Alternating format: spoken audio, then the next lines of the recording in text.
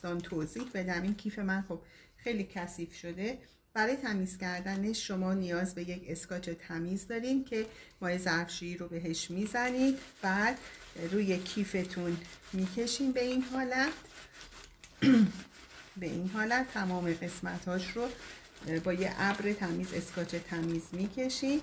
وقتی که این کار رو کردیم با یه دستمال نمدار تمیزش میکنید. این کفا رو تمیز میکنید به این صورت. ببینید کیف من تمیز شد.